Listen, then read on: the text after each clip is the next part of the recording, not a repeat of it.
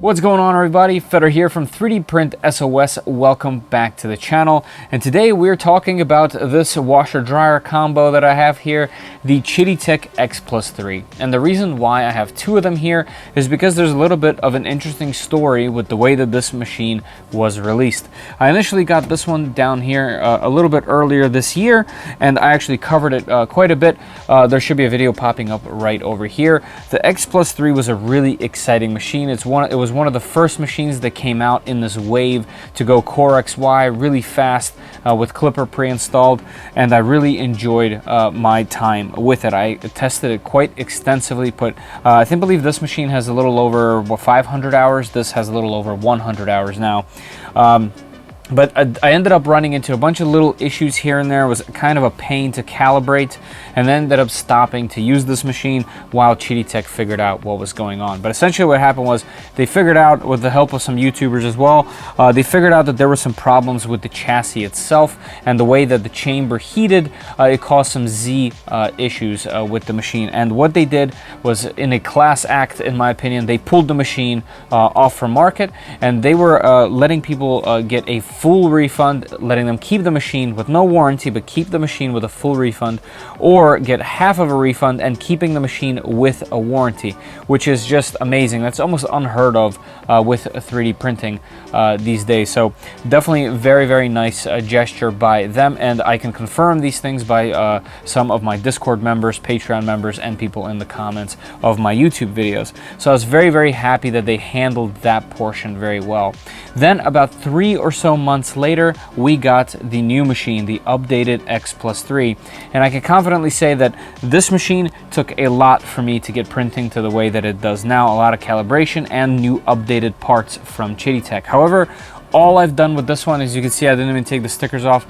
I have unboxed it, and it has been printing since. I can confidently say that I haven't run into a single issue with this.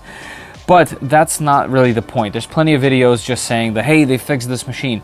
I want to go ahead and show you all of the changes that they managed to do in that time. And yes, obviously they should have done this from the beginning, I understand, but I kind of want to highlight how much that they managed to cram, changes that they managed to cram. They must have had I guess opportunities to think of this stuff through, and maybe couldn't meet the demand of the launch schedule, something along those lines. I don't know what it is. I'm not a part of the company, but I thought they were cool, and I want to show you some of the changes. Now, if you do have one of these lower machines and you did happen to have a warranty, I would say contact QidiTech. They're going to send you some parts to bring it up to speed. Now, if you have it, if you don't have warranty, you can buy some of these parts directly from QidiTech, and they're actually really inexpensive. There's two really main ones. It is the brand new hot ends and the leveling sensor. With those two things and their latest configuration on for Clipper, this machine runs perfectly fine. The only thing to note is the main problem is with the chassis heating. So if you need to print anything with all the doors open and the top open, you are fine to go. But if you wanted to print something that needs an enclosure or needs to be a little hotter, you need to preheat this machine. The chamber needs to get hot, the plastics need to settle, and then you have zero issues. Like I said, I've been printing endless spools on this thing already. In fact, the Voron Trident that's behind me here, all of the parts were printed on this machine for that one. So quite a lot of filament has gone through this thing and some rigorous testing. So essentially, new hot end with a new fan, new leveling sensor, some configuration changes, and this thing is good to go. And this has just fixed everything. So here's what I want to do in this video. I want to take the camera handheld, and I'm going to show you what's on the inside of the machine, the hot end, and then rotate the thing, show you the back, rotate the thing, show you the bottom, because I thought it was pretty impressive, all the changes that they have made. All right, let's get to it. All right, so externally there hasn't been any changes, nothing on the screen as well. All of that is kept the same. They are identical from the outside. There's no actual way to know which one is which. All of the changes come from here. The first thing you might notice is on the bottom here, there is a brace and these bumps here, because this bottom is metal instead of plastic. That's the easiest way to tell. The second fastest way to tell is, instead of carbon fiber rods, we got these hollow steel rods. But let's jump down on the bottom here. There's a couple more changes that you don't notice right off the bat. First of all, the bed wires. This bed wire has been moved to the center away from the heater. The heater was originally nearly touching that wire, and because of that, they were limiting us to use that heater only up to about 45 or 50 at max, although it can go 65 on this particular machine. These little areas here make this a little bit more robust, and then not only is this entire chassis all connected in metal, they have this pretty thick metal bar that goes across the bottom, and it says X-Plus3 here in a nice little font here, and that makes this thing so much more robust. And there's actually more bracing on the bottom. These hardware screws that you see actually go all the way through, and you'll see at the bottom a little bit later. Because of that, there's also a change here where this motor is in a different location than the old one. So if we take a peek down here, you can tell no motor, you can tell the wire right here. There's just a couple things down here, and this entire base is plastic and soft, and we've all seen that portion. So that's the changes that are easily visible down here. Then we look a little bit higher, and it might get a little harder to see, but there's also a fan now directly on the back here. So that is an additional chamber fan that goes just straight out back where the motherboard is, and we'll see it once again when I open that back area. But that is definitely a new thing there. The old one does not have that chamber fan. So as we keep going, there's a couple more changes here. Even these lead screws are different. The bearing, the way that it's held there with the little grommet, that is done in a different way.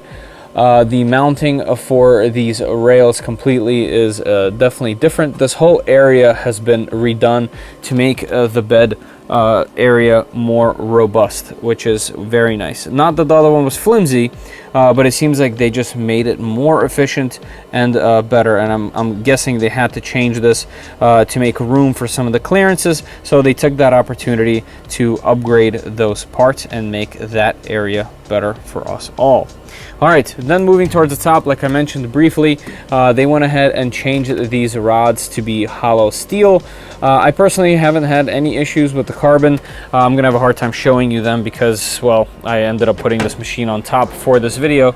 But yeah, there's no visible damage to those rods after, you know, a ton of printing. Obviously, a whole bunch of hours on this one. So nothing to really show there.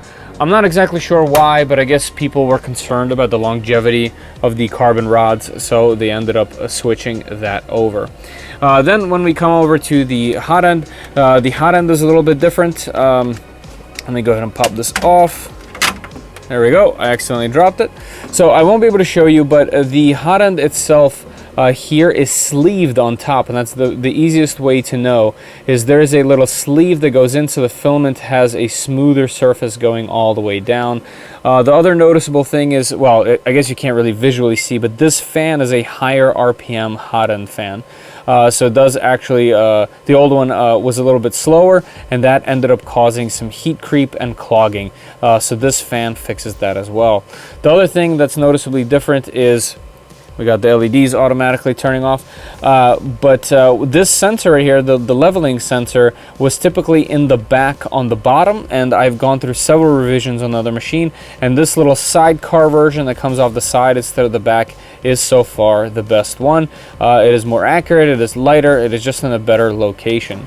Then on this side, you might notice that, well, they removed the manual cutter. I actually kind of miss that feature. I was using it all the time. Instead of getting hot, you know, molten filament to go through your gears, or if the printer was cold, I would just push the cutter and then pull the filament through. And I actually really like that feature, so I kind of miss it on this one. But I know on the internet people were complaining about it or saying it was useless, so I guess if it was, you know, if enough people said that it was useless, then it's gone. But there you go. The other part that would be kind of hard to illustrate is this back cover is a little bit different. The old cover had this quick glance little piece here that you could just pop off that made it easier to get into the back electronics here to see if anything, I guess, was unplugged or anything like that, maybe see the LEDs. I actually had run mine off so that just the back gets a little bit more cooling. This one is a solid piece. I've had no issues with cooling whatsoever, so no reason for that. If you wanted to take this off, there's just 4 screws that gets you to the back of that PCB. So nothing crazy there. Another thing that's up here is these screws that you see sticking out. That is actually how you go ahead and tension the belts on this machine. I haven't done it on it yet, but it is as easy as undoing this and using this for tension. We see it here too. The other machine had them as well, but they were sent in a separate little package, and here they're integrated into the machine. So nice and easy there. And here's another view of that chamber fan that we didn't have before. So just better wire management, stronger chassis, a lot of different improvements here. Grommets where they need to be, more metal where there needs to be. Just a bunch of different improvements here. All right, let me go ahead and rotate this upper machine. Actually, I'll rotate both of the machines so that you see the difference in them. We'll open up the back and let me show you what's different back there. All right, so here is the back of the machine, and there is actually quite a bit of differences just alone in this cover. If we come down here, you can see I don't even have mine because it's over here. It actually lives under there, and I don't use it because, well, you can see that the only air that it can get is through these tiny holes. And the only fan that's on here is this fan in the corner. It actually draws air from, well, nowhere, but it does blow air onto your motherboard. And this is how I keep my machine. It's always in the very back.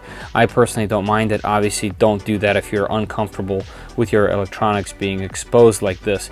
But that's how I always ran it because it just seemed like this would get a lot more air this way and just be slightly better. But coming back up here, you could tell they added much more holes for air, as well as a dedicated fan that's getting air directly from the outside here. So let me take off the last screw that's holding this in place and show you what's under. All right, and here it is with the cover off. And as you can tell, not much really has changed outside of the cover, which was kind of the important part. However, it's important to say that the fan that's on the inside here is actually blowing air into this chamber. So it actually creates some moving air and all of these holes become significantly more functional, as well as this fan pretty much constantly blowing out. I do wish there were a couple more of these fan ports on this motherboard. That way you can have fans that aren't just on all the time. Such as this case fan, because this is a somewhat loud fan. You could put a Noctua on here and have this be silent, which I would suggest if you're into that kind of thing. But just so you know, this fan is definitely always on with the motherboard. And on the previous one, there was a fix where, because you're running Clipper, you could just move it to this port right here, change a simple configuration in Clipper and be good to go. But because of this one I believe is on off. Hopefully I'm wrong about that and someone can figure that out. There's also a PWM area over here, but I believe those are 5 volt, so you'd have to have a 5 volt fan instead of a 24 volt. So there are still ways around this, most likely, but in its configuration, this fan is always on. There's a couple other little changes, like for example, they're clearly using a different USB cable than they were before, but that's not really a major change. It's the same board, just different fan configurations that make this area a little bit better. All right, let's go ahead and flip both of these to the bottom so I can show you what's going on down there. All right, and here is the bottom of the machine, and as you can tell, everything is braced. We got metal bracing on metal on metal. So the bottom is now metal. All of this has metal standoffs across everywhere, and everything on here is kind of tied together. You can tell that the Meanwell power supplies have been placed slightly differently. Here's the old machine. There is a brace down here, but this is really thin metal. I can kind of flex it very easily, and it all goes into plastic everywhere, and the whole bottom of the chassis here is plastic. You can see the Meanwell power supplies are down there. Not that that part matters, but I guess they did it to make it just as strong as possible, and let me tell you, it definitely works. All the way down to the feet just being in plastic, whereas there they are in metal, as well as them including these. So yeah, lots of changes. I think the wiring is really neat down here. By the way, there's a live stream that I did when I unboxed it. I took all of this off and took a closer look. The wiring's very well done. There's just a lot going on in this machine. As you can see, there's quite the list. All right, let me flip this back around and I'll see you on the other side. Hey guys. All right, now that we're back down, I actually had a couple more notes that are worth mentioning. Like, for example, there's more space for files now in the Clipper config.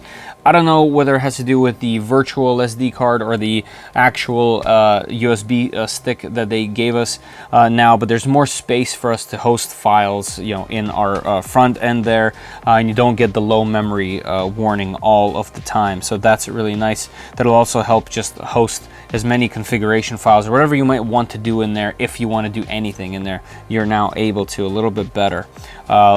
The other things are they better calibrated the machine out of the box. I definitely haven't done a single thing here, and this print's on par with the old one. And the old one, I went through literally every single possible configuration and calibration that I could to get it printing on point, and this does it right out of the box. So they definitely improved that.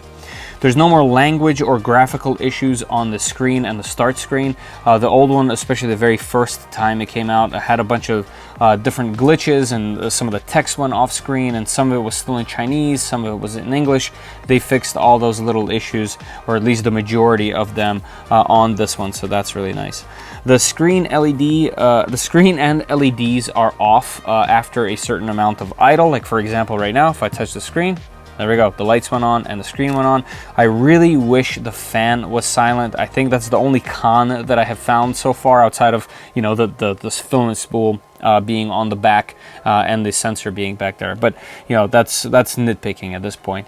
Yeah, so that's a really nice feature. So when this thing idles, it turns off those things just to save a little bit of light leak into your room if you like it dark.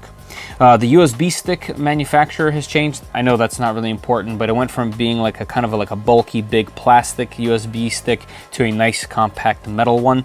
Like I said, not a big deal, but worthy. It did change. They did improve it.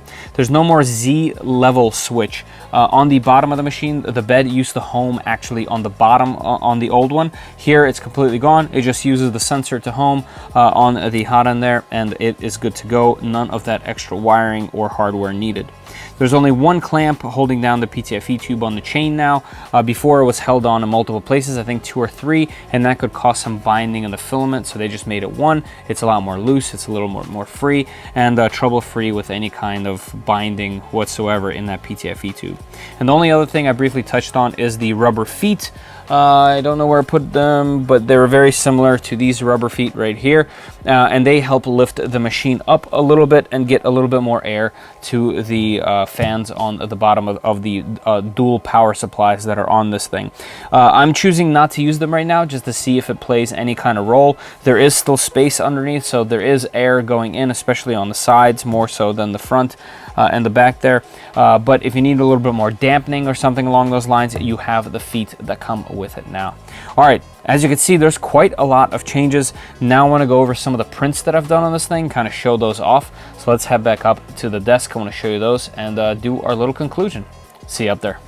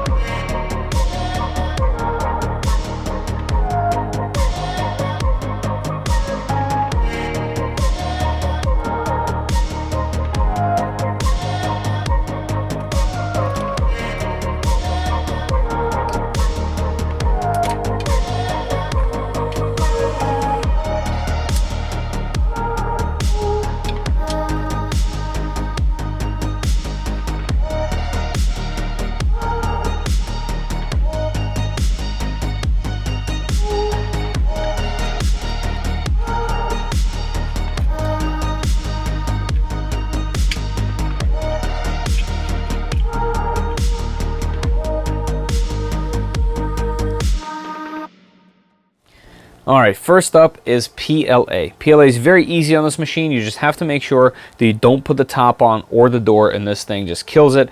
Because of the way that it levels the bed, I managed to use pretty much the majority of the build plate, as you guys saw in the video, and I printed a ton of these parts for this wall, as well as many others that I didn't take any video for, and that thing, just the quality of it has been really, really great. One of my favorite ones are these little Allen key tools that turn your standard Allen keys into essentially drivers, and you can still use them as a T-handle. Very easy print, works very well, and you can also mount it onto this honeycomb wall.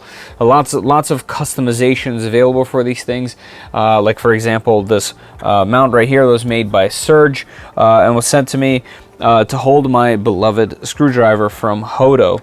So there, you know, if I need something like this on one of my live streams, I can just easily hop over here, grab whatever I need, and jump back in. For me, this works perfectly fine in PLA.